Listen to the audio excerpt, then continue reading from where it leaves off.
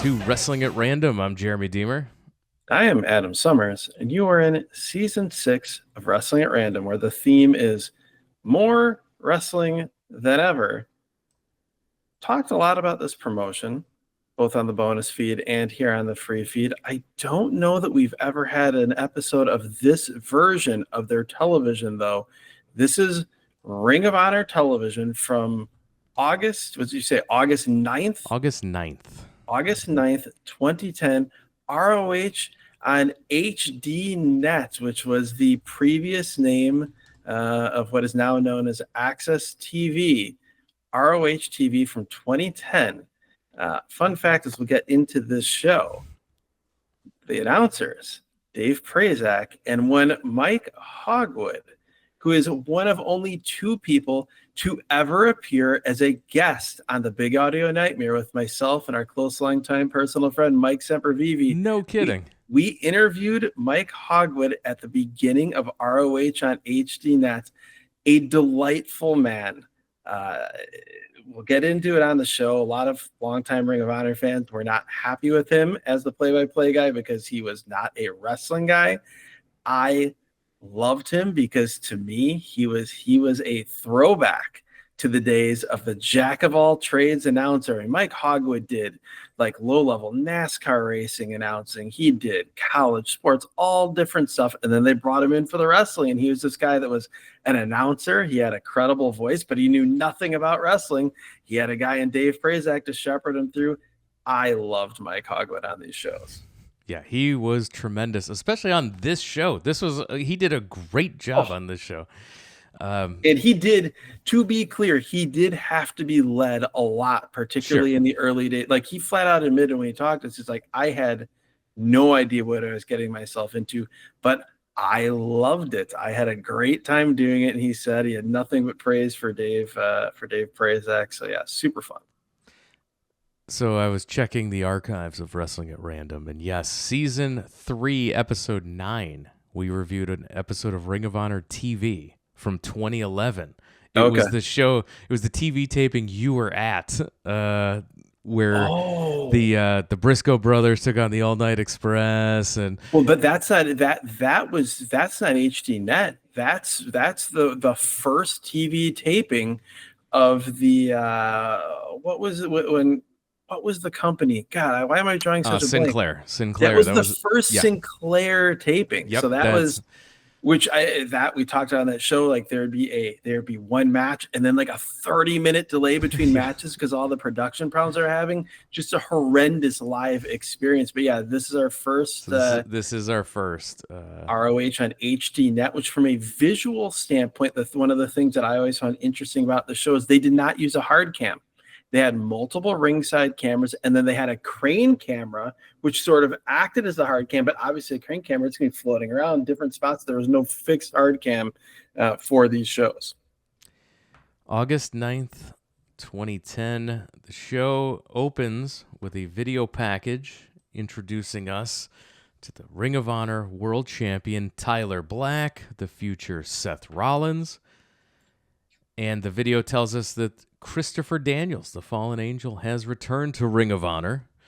Daniel says he's the best in the world, and they will wrestle tonight for the first time ever. False. The graphic says they'll wrestle tonighty.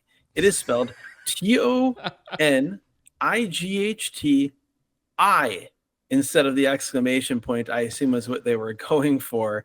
The show opens. Jim Cornette is in the ring as an interviewer with Tyler Black, who will face Chris Daniels later on in a non-title match.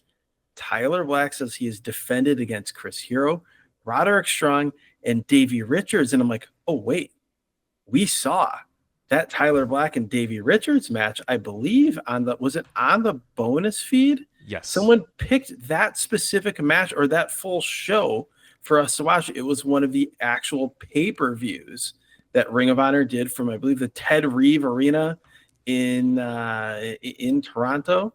And so, yeah, we saw that war of a match, which Jim Cornette, we talked about before, ended up doing play-by-play basically for that match and did a great job. Oh, So great. That's over in the bonus feed. If you over at our Patreon, patreon.com/wrestling at random. There we have for $5, if you can believe it, you unlock over 200 episodes you haven't heard before. All new content for you over in the bonus feed. And let's be clear, over 200 episodes that you haven't heard, because even if you've listened to all 6 now seasons here on the free feed, you have not heard these episodes outside of a few that we dropped in as teasers. These are all episodes that are exclusive to the bonus feed. So here you mentioned Jim Cornette interviewing Tyler Black.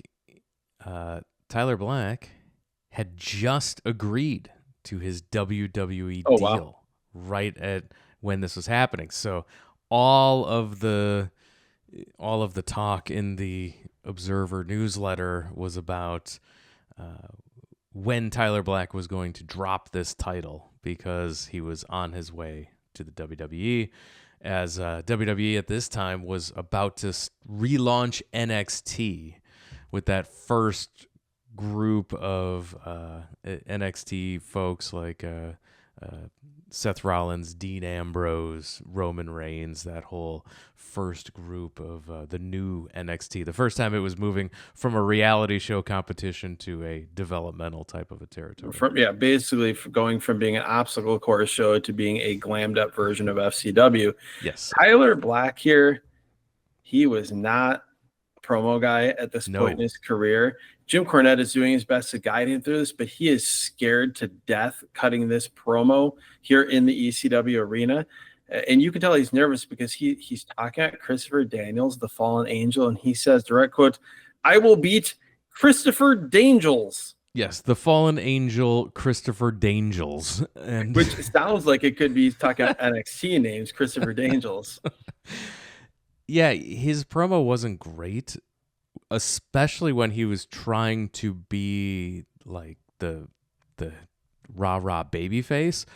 But when he got mad at the fans, and he was talking about how fans come to boo him and say Tyler Black sucks, when you could tell there was a guy who could do a heel promo in there. So, well, I think it was he believed it. I think it was stuff that he actually felt, and so it was much easier to do than the the generic babyface promo. This was obviously not the Canada US thing, but they were basically trying to do the Bret Hart type of character here, where for the people that cheer him, I love you. For everyone who boos me, I hate you, and I don't want you around. He's complaining about blogs and video updates from the fans. I was waiting for him to cite someone's Blurty or Live Journal at this point. He says those people can kiss his ass. If you don't respect me, I don't respect you. And he's trying, and the idea of what they were doing was fine. They did get the point across, and this was, while it wasn't attached to WWE, I mean, ROH was in a lot of ways a place for people to learn, both in ring and on the mic. So it served its purpose, but this did not feel big time whatsoever.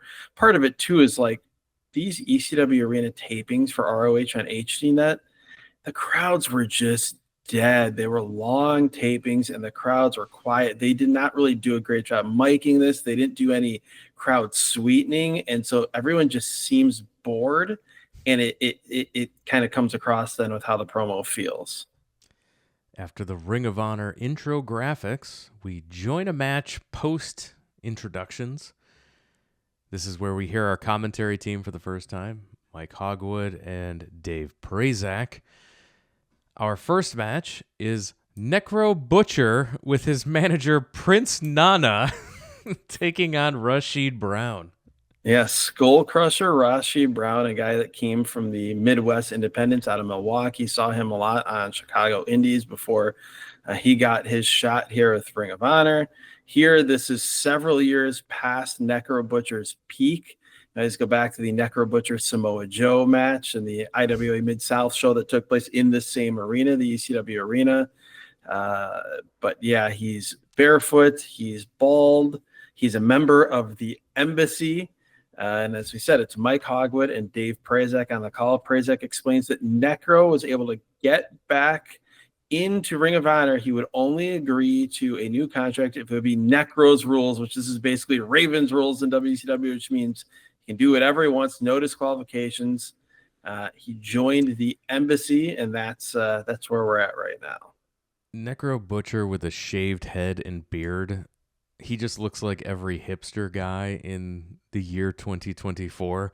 I liked it when he was balding and had hair along Oh with yeah, his facial hair, and he just looked dirty and greasy and like no, Necro Butcher. 2005, 2006 Necro Butcher is Yes. peak, and if you think this was a low point, it's only dropped considerably from there. So Butcher clotheslined over the top rope to the floor. Brown goes for a tope, and Butcher hits him in the head with a chair. Back inside, Necro to the top, hits a chop to the head. Davis rolls outside. You're underselling the wackiness of this flying chop off Because I'm the trying to top. get to the Nana chair shot. I'm so excited. Also, Necro busting out just a jackknife pin, rolling into a pin attempt was something else. On the outside, Prince Nana gives Butcher the chair again. Brown cuts Butcher off, slams him off the apron to the floor, Cactus Jack style. I was just gonna say this is Cactus Jack, early days in WCW. Back in the ring, both men have chairs. But Sean Daivari and Eric Stevens hit the ring, and the embassy attack. And then the locker room empties. There's just people everywhere. Huge brawl in the ring. And at this point, my favorite, Prince Nana kills someone with a chair shot on the floor. I don't know who he hits. This was tremendous. This was chaos. Hogwood and Prazak were great, particularly Hogwood. Like I really like Dave Prazak, but I've said it before. Dave Prazak is so much better on the indies than on ROH TV, where it just feels a little bit forced. But this brawl is awesome. Refs are getting tossed around. Dark City Fight Club. John Davis and Corey Chavis make the save for Rashi Brown, so they're a bit of a group here, standing up against the embassy. Yeah, wild start to the show.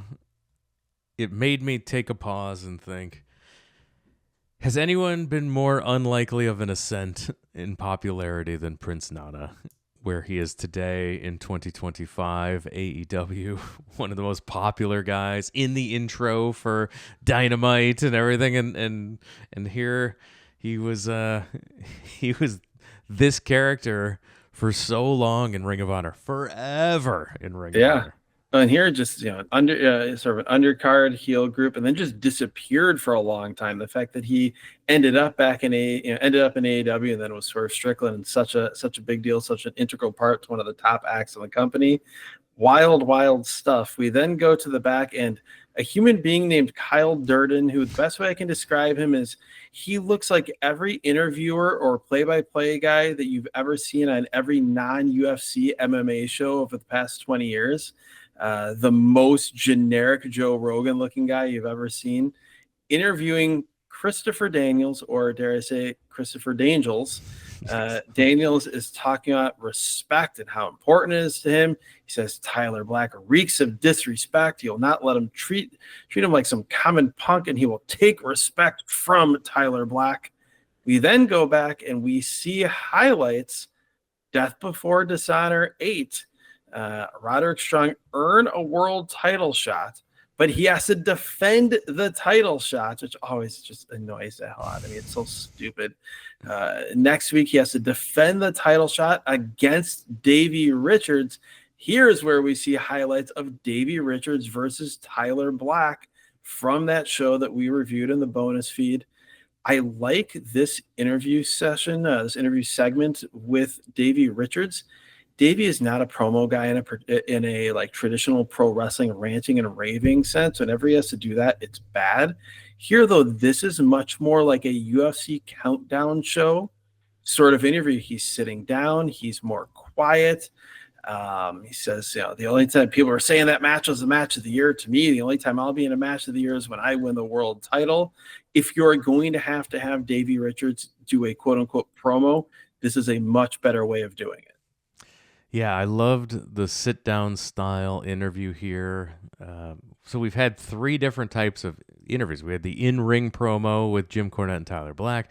We had the backstage promo with Generic Durden and Christopher Daniels, and now we have a sit down where it's just Davey Richards talking at the talking head type of promo to the camera. That Davey Richards Tyler Black match is episode 188 over in the bonus feed. So that is episode 188 if you're looking for it as a Patreon member or signing up to go give it a listen. Here we go to the ring. Colt. Well, no, I understand why you're trying to block this out. You go to Roderick Strong, Truth Martini. No, that didn't happen yet, did it? At least we see it here. We see clips of it. We'll have the promo later, but the promo later. Yeah. I immediately was like, I remember that 2011 episode. I don't think in the history, I'm 43 going on 44 years old. I've been watching wrestling for 40 years. I don't think I've ever disliked a manager, not in a, oh, he's getting good heat way, and I don't want to watch the show way, as Truth Martini and the Book of Truth and the House of Truth. Just garbage. We've seen so many bad indie managers. We've seen so many bad managers of dying territories. And this is just like mid-level indie stuff. Like, he's worse than all of them. He is the worse than the worst dying small 80s territory, wannabe Jim Cornette or wannabe Bobby Heenan or wannabe Jimmy Hart guy that we've seen. Just the most forced, bad, lame stuff. And from there we go to, I understand some people are a fan of him, but I groaned audibly when I saw here Colt Cabana taking on Alex Anthony. God bless people who enjoy Colt Cabana as a wrestler. For me, it's like the first time I saw him do a Colt Cabana match in 2003, I was like, oh, it's kind of funny. And then he's been doing the same thing for 20 years, every single match. I cannot do it. No. And it's not a fresh comedy act in the slightest. Here, this is Alex Anthony's first match in Ring of Honor.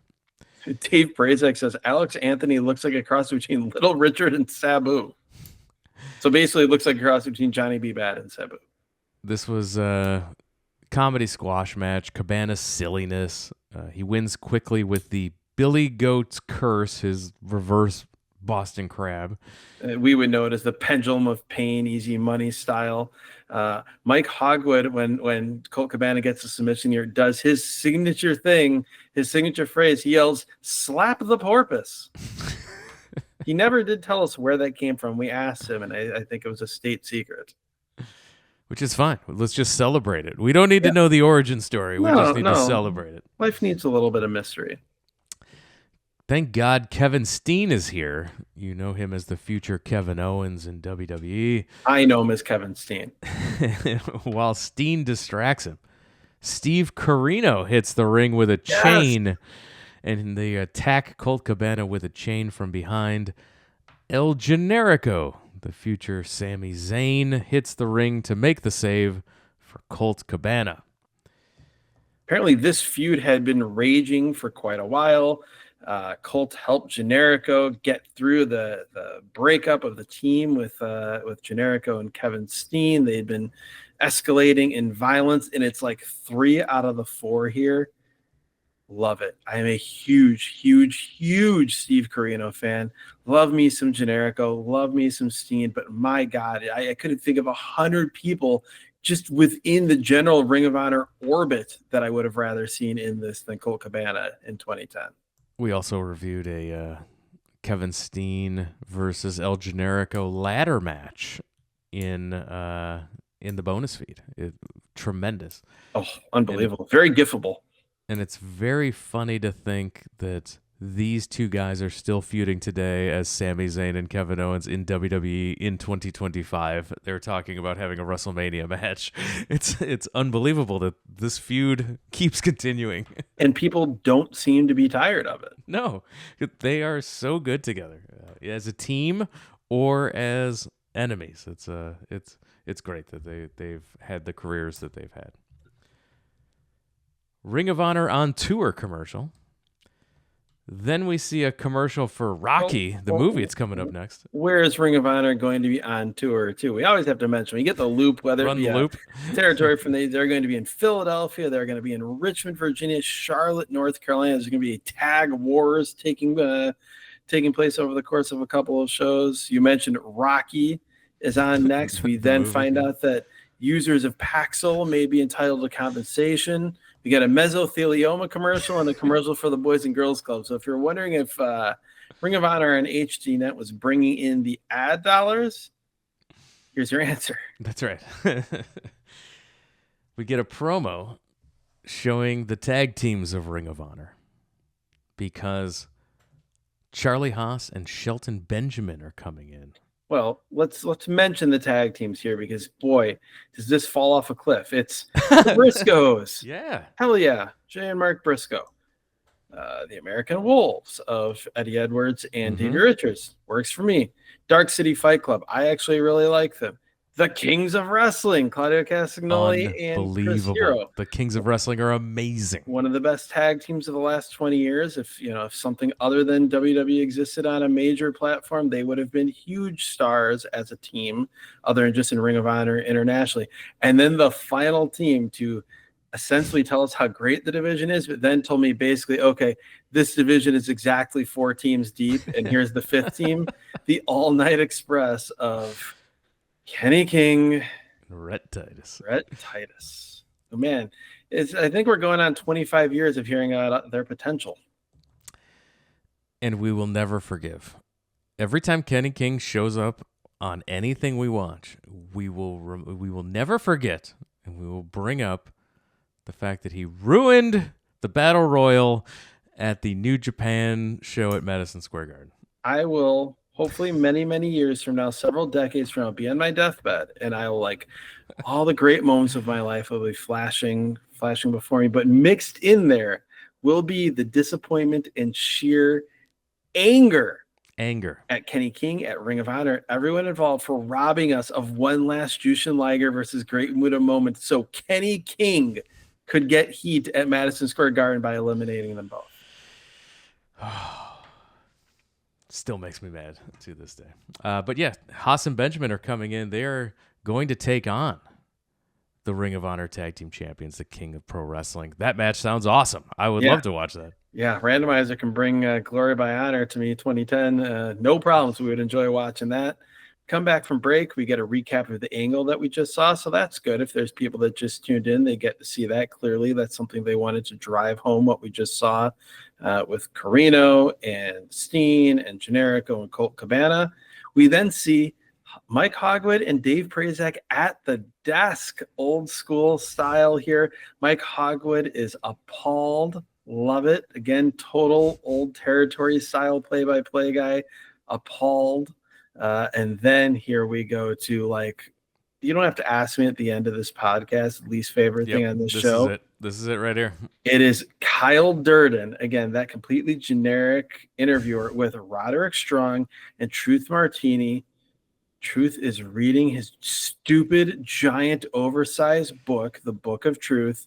He just keeps saying over and over, the Book of Truth says this, the Book of Truth says that. Just the dirt worst. Don't watch because it'll say you just take our word for it. Do not waste. We have to do this. Do not, of your own volition, waste a single solitary second of your life watching or listening to a Truth Martini promo. My notes aren't writing down what Truth Martini was saying. My notes are just saying, Truth cuts an annoying promo. Is it his voice? Is it his cadence? I just don't know what I hate most about it. It's his voice, it's his cadence, it's the content, it's the delivery, it's the hair, it's like he's the ultimate guy trying so hard to be a pro wrestling character and thinking he's succeeding while not realizing how horrendously he's failing. And by the way, Truth Martini, if you're listening, sorry, but not sorry. We know he's a former We lost listener. him as a listener the first time we reviewed Ring of Honor. We buried him. That's happens. when he unsubscribed. But in a company where Jim Cornette is available to you, how did that guy not improve or try? Like he just just end up off TV or get completely pulled off TV. There's literally anyone else in the company. Anyone. Like, I cannot fathom, I won't say someone else doing this character because the character sucks, but he's especially bad at, but you cannot tell me that this was the best available person to manage a stable of wrestlers, including Roderick Strong. Oh, just bad. Roderick says Davey is a stepping stone to the ROH World title. We go to our television main event, a non-title match. Ring of Honor champion Tyler Black taking on Christopher Daniels for the first time. Dueling chants at the start. We should also note this Ring of Honor World title. I have no recollection of this version, but it's pretty nice. It's like a blend of like what you would expect a Ring of Honor championship to look like. And again, like so many titles tried to take elements from the Winged Eagle belt, the WWF championship. There's a little bit of that here. We hear several times at the beginning of this match from Mike Hogwood that this is the first ever one-on-one match between Tyler Black and Christopher Daniels, which seems crazy, but it's true. And he mentions that Christopher Daniels is one of the founding fathers of the Ring of Honor, but is still chasing the world title. We get grappling early. Daniels working an arm. Black gets in a stiff kick to the back. Daniels tries to grapple again, but Black drop kicks him away. Daniels back to the arm again. Northern Lights suplex for 2, then right back to the arm. We get an STO from Daniels. And he rams Black shoulder first into the turnbuckles.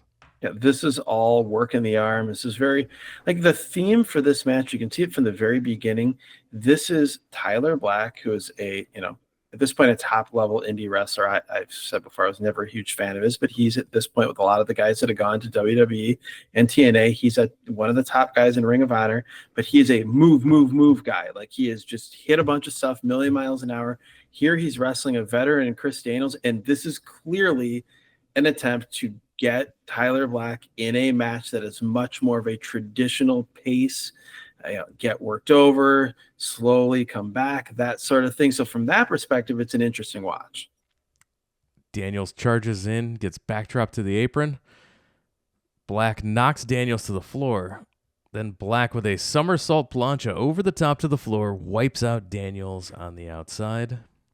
Back inside, Black stomps the face of Daniels, gets a 2 count. A great close-up. Like this is not a high production value show for a 2010 TV show. Of Honor. no, that's one of their hallmarks. But this is a great shot of we see a close-up of Christopher Daniels' face. He's on the mat, and then we just see the boot of Tyler Black in the air down onto his face. Looks great. Black with a back elbow gets a 2 count, and he is frustrated. Mike Hogwood calls an axe handle. I love it. It's another thing here from Hogwood, one of these guys from outside of wrestling that just decides he's hurt. Like he actually does it. Like you could tell he's trying. Like he gets a lot of move names right, not just like the generic name of the move, but like the name the wrestler is given the move. But there are times where it's sort of the mask slips, and you're like, yeah, this is not a wrestling guy. Daniels fights back with punches, but Black backdrops him and kicks Daniels in the back again. They trade chops. Daniels puts his head down for a backdrop, but Black kicks him in the face for another near fall. Black with the head scissors on the mat. Daniels leans back to roll him up for 2. Black with punches from the mount. Daniels catches him with a desperation kick, then hits a blue thunder bomb, but can't capitalize. We also had just before this some fallen angel chants that made Tyler Black mad. Again, he's a world champion. This is non-title, but his focus is taken away a bit by this crowd reaction to him. Both men down, getting up dramatically. Daniels up first, couple of forearms, step up enziguri, hits an Arabian press from the middle of the second rope, and Mike Hogwood calls it correctly. So again, like he's trying here. He's learning. A Death Valley driver for a 2 count again. Goes for the Angel's wings, but Black blocks it. Black goes for the buckle bomb, and it gets countered by Daniels. Every time I see the buckle bomb from Tyler Black, I just think of the variation of it on the floor that broke Sting's neck. Yeah. One of the many reasons that I'll never forgive Tyler Black. It was one of my favorite N64 moves. Still to this day, super fun. Daniels sits him on the top. He flips him off the top into a slam for a 2 count. We get that's called the fall from grace is the name of that move. He's about to go for the best moonsault ever and gets small package for a 2 count. Black on the apron, springboard clothesline for 2 again. Good near fall here. Yeah, totally fine. Again, I feel like we see better versions of this now, forearm variety from AJ Styles or Will Ospreay, but for the time, this looks good. Both men are up again.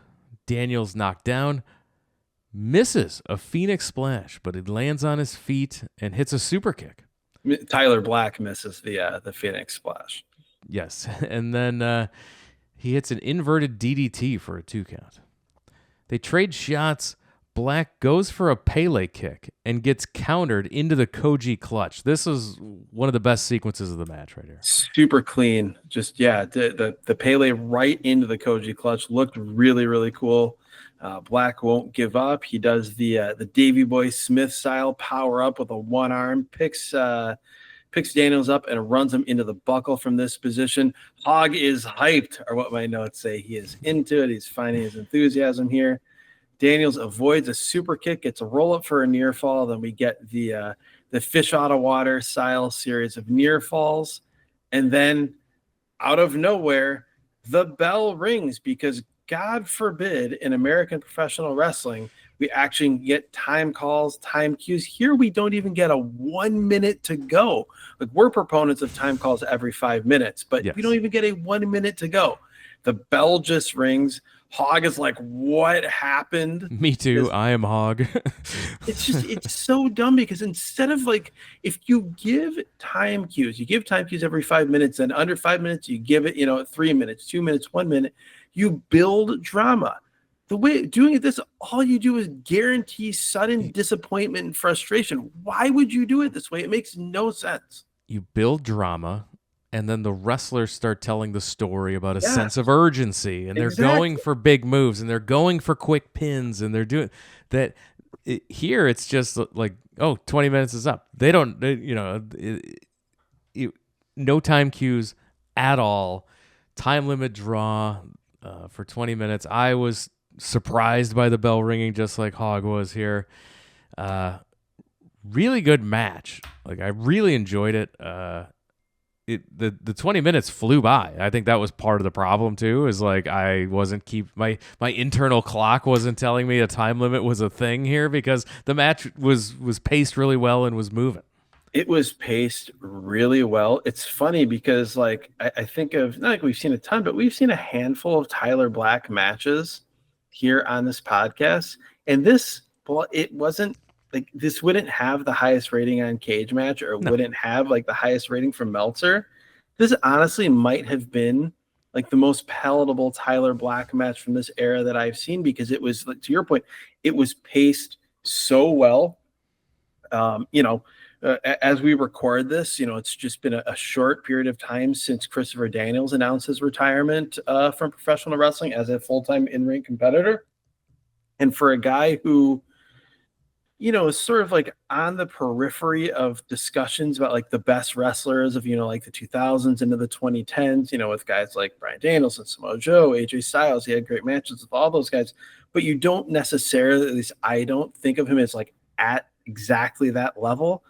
Man, you see him in this match, and he is just a pro's pro guiding Tyler Black through a match that is not it's not what Tyler Black's inclination would be to do this type of match.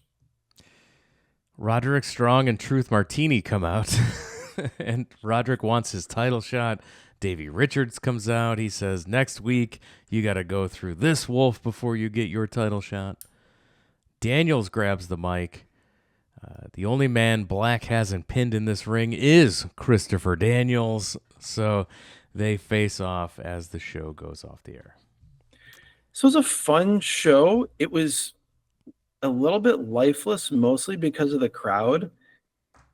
My takeaway from the structure of the show is very similar to that episode from 2011 that we watched, which was still Jim Cornette's Ring of Honor, but with Sinclair, in that Cornette had, I think, actually, a lot of good ideas for a professional wrestling television show. Like, these shows made sense, but the roster wasn't there for the type of show he wanted to do. And yes, this had more in-ring than, let's say, that one from 2011 that we watched. But there's a type of show, a type of match, a type of promo that Jim Cornette clearly wants and needs to move things along here on these shows. And the roster has a lot of strengths, but their strengths aren't necessarily aligned to the type of show that Jim Cornette wants to do. And so it like, the shows are never bad. They're always watchable, but nothing really jumps off the page or gets you super hyped for the next week's show. Like, that was my memory of watching it in real time. And that is kind of how I felt watching this. Yeah, of the time, right? So just thinking, this is 2010. We've seen a lot of bad stuff from 2010. Oh, yeah. So think of late stage fake ECW going into WWE ECW going into obstacle course NXT, uninspired WWE television, TNA, uninspired to say the least. Yeah.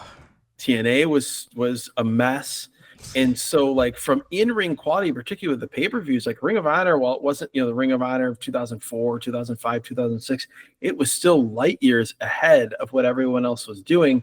And that is, I recall at the time, that's what made the lack of energy more than anything on the TV shows so disappointing. Like, you went to the live shows, and those had great energy still in 2010. The pay-per-views, we reviewed that one, and the bonus feed had, had a great energy, a great vibe to it, really, intense crowds, intense matches. But the TV was just like, it just had this listless feel to it that did not capture, what you'd think of Ring of Honor being, and really did not fill the void that I think they were looking to fill. No, but when trying to look at it through the lens of the stuff we were watching in 2010, this was a really good TV show. Oh, like, for rock sure. solid TV show. Yeah, everything made sense. You had promos that moved things along. You had good wrestling action. You had a good mix of angles and matches. You built, they built really well to both, the big match coming up next week, which would be Roderick Strong, Davey Richards, with the title shot on the line. They also had that video package letting the big exciting thing of the, of Haas and Benjamin coming in, on the next big show, Glory by Honor. So yeah, they did all the things that you're supposed to do for a really good television show. So it wasn't bad, but it's like the show felt like less than the sum of its parts by the end to me. Yeah, I think what drags it down for me, I've never been a Roddy Strong guy. I'm not a Tyler Black guy. And so, like, these guys are the guys at the top of the show. And when the show heavily features a guy like Kevin Steen or, other guys I'm interested, the Kings of Pro Wrestling, like this scratches my itch for what I want to see at the top, right? So while the main events were not exactly what I was looking for, I could still find enjoyment in a match where, like this one with Tyler Black or the one that he had with Davey Richards. And it's a it's a very of the time. It was what I was looking for, I could get enough of. A show that had Colt Cabana on it, I still enjoyed. Yeah. And usually that would be the worst thing on the show, but that again goes to Truth Martini. Best thing on this show for you? If worst thing is Truth Martini and not getting time cues, what is the best thing on this show? I mean, I loved, I know he was a polarizing figure. I loved Mike Hogwood on this show. It was just Me too. so, I thought he was so fun. I thought he was just so into everything on here. He gave it 110%. Which the show needed because the crowd Yeah. wasn't. And so it needed someone with some energy. Yeah, even if it didn't necessarily match what people think of the Ring of Honor vibe being, like it's the smart wrestling fans promotion and show. And so like the announcers should know everything about everything. Like I thought for what it was and the way this show was put together, he was great. For me, from an in-ring perspective, the highlight by far was just the job that Chris Daniels did with Tyler Black. That was great. Shepherding him through. Well, Tyler Black was a good wrestler. He was a good wrestler in a very specific style that didn't necessarily fit this type of match. And Daniels just did a spectacular job with this type of like traditional TV wrestling match. If you'd like to watch this Ring of Honor TV show, it is available on YouTube as of the time of this recording. And while you're there on YouTube watching this Ring of Honor show, you can find the Wrestling at Random podcast channel. Give us a subscribe over there, like a few of our videos. Plenty of folks comment on the videos. We read every single one, try to answer all the comments as well. We love to hear about your memories from the times as well. And giving us the subscribes and the likes helps us work the algorithm so other wrestling fans can find the show. You don't have to consume your podcast via video medium if you don't want to. You can continue to get all of the great audio content over at any. Make sure you stay subscribed on any podcatcher of choice. If your podcatcher of choice is Spotify, the video version's also up on Spotify too. Yeah, it's very cool. It chunks it up into cool chapters and everything as of the time of this recording. So Spotify is also a great way to consume this podcast as well. But we are on all podcatchers of choice. And we mentioned the Patreon as well, patreon.com/wrestling at random for all that additional bonus content. And with that, we're going to wrap it up and call it a podcast. Oh, I forgot to mention the socials, at Wrestle at Random. Anywhere where social media is, we are at Wrestle at Random. Adam, thank you for joining us. Thank you, Jeremy. Thank you, Randomizer. It's always interested in going back and seeing Ring of Honor TV because you think of it like I always think it was the DVD product that then became the pay-per-view product, the iPay-per-view product, and you kind of forget about the weekly TV from this era. Always happy to hear from hear Mike Hogwood, rest in peace, on one of these shows. Great time, and we'll see what the randomizer brings us next week. Thanks again, everyone, for listening. We'll talk to you again next time.